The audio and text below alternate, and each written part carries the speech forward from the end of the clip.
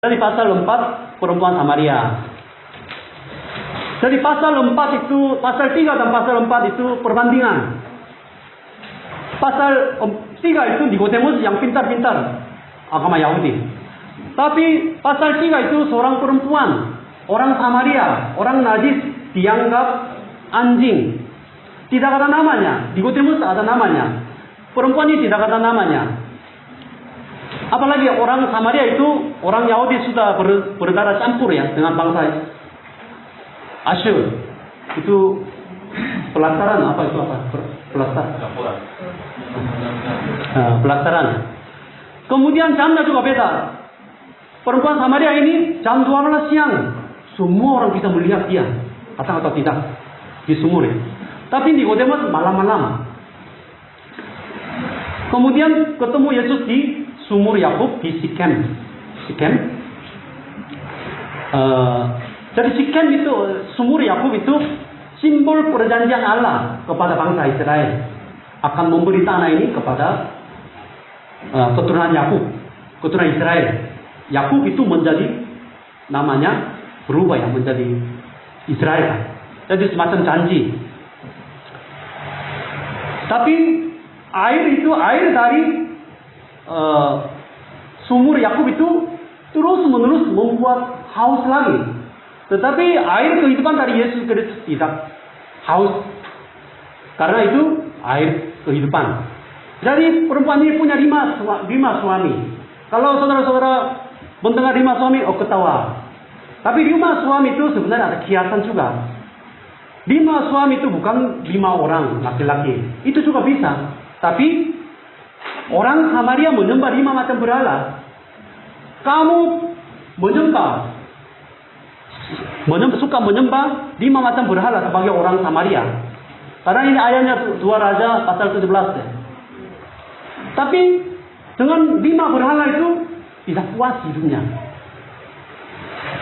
Sekarang pun sekarang dia punya suami juga. Agama orang Samaria. Kitab Samaria juga ada ya. Itu salah. Jadi harus minum air dari Yesus Kristus, air kehidupan. Di mana tempat ibadah yang benar? Jadi tempat ibadah yang benar bukan suatu tempat, bukan tidak hanya di dalam gereja, di mana-mana, dalam roh dan kebenaran. Roh di sini huruf kecil ya. Tapi coba garis yang naik huruf besar, itu lebih tepat. Kebenaran itu firman. Dalam roh kudus dan kebenaran Allah. Maka perempuan ini menjumpai Yesus, kemudian dia awalnya memanggil Nabi, seperti orang-orang di sini ya. Oh Yesus Nabi, seorang Nabi, tapi dia berubah. Oh ini Kristus. Kemudian dia bersaksi tentang Yesus Kristus, pergi ke kampung bercerita Yesus. Banyak orang percaya. Tetapi justru murid Yesus Kristus itu masih memanggil dia sebagai Nabi, seorang Nabi. Murid Yesus Kristus selama 3 tahun mereka ikut-ikutinya, tapi mereka tidak menerima Yesus sebagai anak Allah. Tahu ya? Maka jangan foto banyak, kita harus hidup seperti murid Yesus Kristus. Itu salah ya.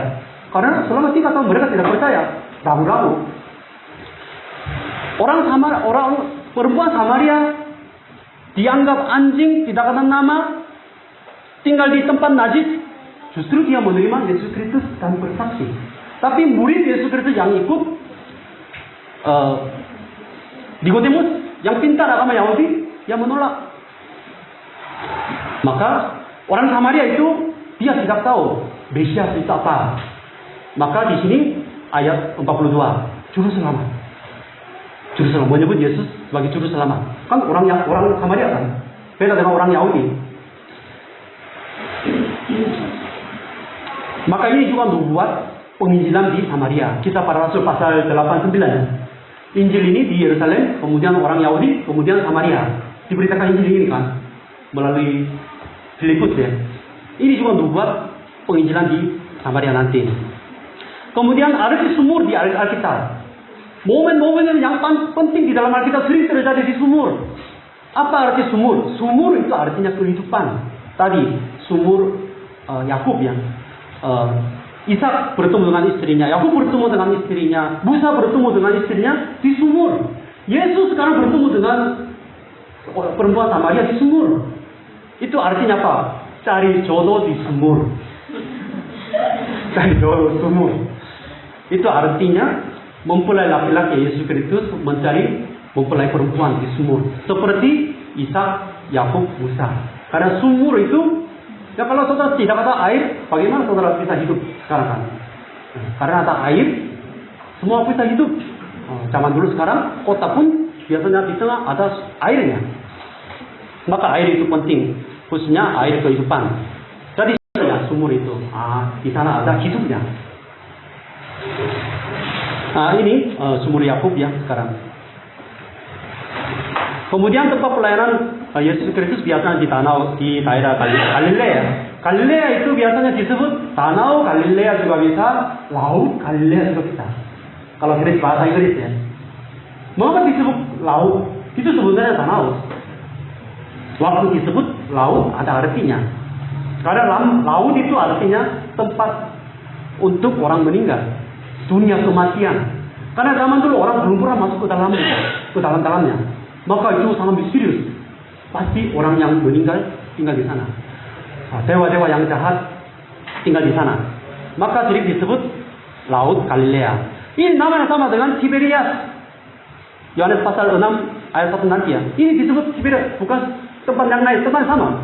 Tiberias itu artinya apa? Itu negeri wali di Israel memberi nama ya. Untuk dikasih nama Galilea itu diserahkan kepada Raja Tiberius, Kaisar Tiberius. Semacam kehormatan. Itu Tiberias. Setiap kota mungkin namanya seperti Filipus atau gereja jemaat Filipus. Filipus juga papanya Alexander ya. Itu menguasai, kemudian kasih nama Raja Kaisar sebagai tanda kehormatan. Kemudian Genesaret itu juga sama artinya. Danau Galilea, Danau Tiberias, Danau Genesaret. Genesaret mengapa disebut Genesaret? Genesaret itu artinya harp, alam musik harp ya. Jadi bentuknya seperti harp kan? Harp begini-begini. Maka disebut Genesaret. Itu luas ya, 22 km lebarnya, panjangnya 15 km. Itu di daerah itu Yesus memberitakan Injil. Kemudian tanda yang kedua, anak seorang pegawai istana. Jadi dalam kisah ini yang paling penting, pegawai istana itu bukan orang Yahudi, itu penting. Ini orang Roma. Orang Roma justru menerima Yesus sebagai Tuhan, sehingga anaknya disembuhkan. Orang Yahudi menolak. Orang Yahudi yang menanti-nantikan kedatangan Mesias menolak. Tetapi perempuan Samaria, orang kafir, perempuan kafir, ini orang kafir, bangsa kafir, dia justru datang untuk menyembuhkan anaknya yang mau meninggal. Maka tadi perempuan Samaria itu penginjilannya banyak tetangga-tetangga percaya Yesus Kristus. Ini pegawai semua keluarganya masuk Kristen. Yesus mengatakan tempatnya. Karena sekarang Galilea, ini pegawai datang dari Yerusalem. Ya, 40 km, 40 km atau 50 km dia datang untuk bertemu Yesus Kristus ya. Itu orang asing. Justru dia datang. Maka agama itu Nikodemus, tradisi perempuan Samaria ini ikut-ikutan tradisi kan. Oh, menurut agama Samaria ibadahnya begini. Itu tradisi. Jabatan kewarganegaraan tidak menyelamatkan orang berdosa, tapi hanya oleh Yesus yang datang dari surga. Itu maksudnya. Maka orang Roma menerima Yesus Kristus. Ini terjadi ya pada zaman Rasul Paulus dan Titus. Penginjilan itu dibuat. Injil Yesus Kristus akan disampaikan sampai ujung bumi.